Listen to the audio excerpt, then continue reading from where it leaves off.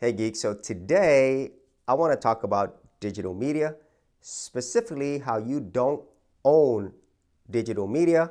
And I'm coming from it from a person who has been collecting physical media since the days of VHS, Laserdisc, DVD, and so on. And now I've gone over to the world of Blu-rays and 4Ks. And so I have definitely loved physical media. I grew up with it for a very long time. And this is primarily meant for people who either did not grow up with physical media, or maybe their preferred way of watching and quote unquote owning their content is digital. So this is primarily for those people, because if you're somebody like myself who loves and owns physical media, then you already know a lot of these things as well.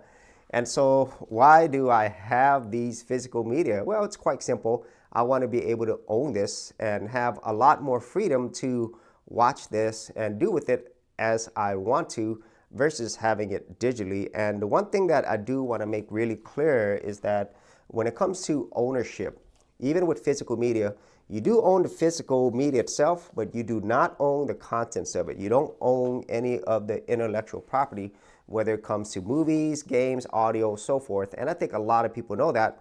But here's the thing. If you are primarily somebody who owns everything through digital media, you truly do not own it. Even though you go to Amazon, you see an option that says buy or Disney Plus or any of these streaming services, you really need to look closely at the terms and services. So there's always going to be terms of service. There's some legal options on every single one of these websites, including game sites. So you might want to go there first, but if you actually read it, you are actually not buying this. You're actually buying a license, which can be revoked at any time. And the thing is, whenever you buy these physical movies or audio, whatever the case might be, you're also purchasing a license. So once again, you do not own the intellectual property. But the difference is, whenever you have things physically like this, as long as the discs or game cartridges or whatever still work and I have a player to play it, I could play it. About the only restrictions I could see is some of the more modern games, or maybe even some modern movies, they can lock you out, or some of them they might require some type of internet authentication. But for the most part, if you do own this physically, it's still in good condition. You can watch this as much as you want without any restrictions. And as far as I know, nobody's going to come to your house and take this from you. Whereas digitally, they can. And obviously, since everything digital, it's on the internet, or even if you have it downloaded on your computer, there's probably going to be some type of checks there. And in that case, they can revoke your actual access to it, or they could absolutely remove that. And so any of you who have streaming services, you know that movies and shows come and go. And if you are somebody who loves video games, you've seen that as well. And that's something that you can't control. And then the other thing is, you legally agreed to it whenever you bought the movie or the game or the music, whatever the case might be. And that's the reality of having everything digital and you quote unquote owning it. You truly do not own it. And when you have it completely digital, you even have less control over it. They can revoke it at any time. And also, if for some reason you actually violated their policies, whatever it is, you basically lost access to your entire library.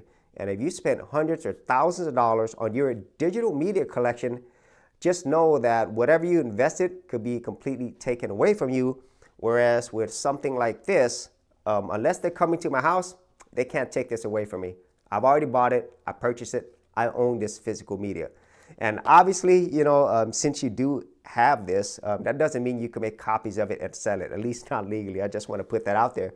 But other than that, if you are somebody who only has digital media, I would highly, highly consider that you look towards physical media, especially for the movies, shows, games, music that you love, because if they are taken away digitally, you don't have any other means to get it, especially in the future if physical media is not readily available like it is right now. And it seems like every single year, physical media as a medium becomes less and less of the overall percentage of what people buy and also what's being sold, because obviously if there's less out there for people to buy, then these companies make less money, and so the likelihood of them making more of it is going to be a lot less.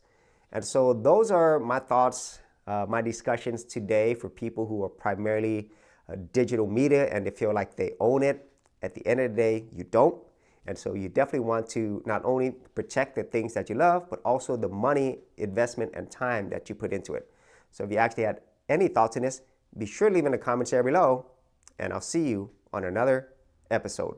Hey geeks, if you are a brand new creator and you simply want something easy to get you started, well, I got something for you with my Creator Starter Kit. This is a super simple step-by-step guide that's going to take you from having no channel to developing your very first YouTube channel, along with ideas, thumbnail designs, and other creator tips, including marketing. And the best part is, all of this is free. Simply head over to the link below, check out my page, and get started creating.